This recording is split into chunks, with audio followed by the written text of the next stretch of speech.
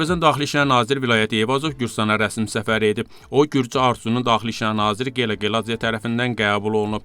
Səfər çərçivəsində nazir və nümayəndə heyəti Gürcüstan Daxili İşlər Nazirliyinin polis bölmələrini ziyarət edib. Onların fəaliyyəti ilə tanış olublar. Hər iki ölkənin Daxili İşlər Nazirləri geniş formatda görüş keçirib və əməkdaşlıq sazişi imzalayıblar. Saziş hüquq mühafizə sahəsində tərəfdaşlığın daha da gücləndirilməsini, cinayətlərin qarşısının alınması və aşkarlanmasını təmin edəcək.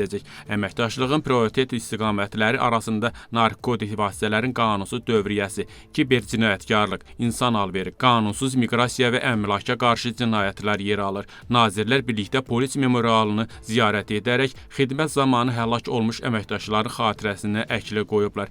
Tədbirdə həmçinin Daxili İşlər Nazirliyinin digər rəhbər şəxsləri və diplomatik nümayəndələr iştirak ediblər.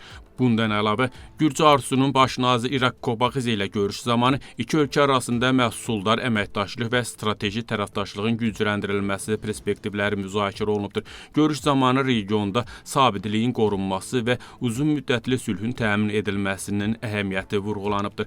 Nazirlər bir daha tərəflər arasında uğurlu əməkdaşlığı qeyd edib və əlaqələrin gələcəkdə daha da möhkəmləndirilməsinə hazır olduqlarını bildiriblər.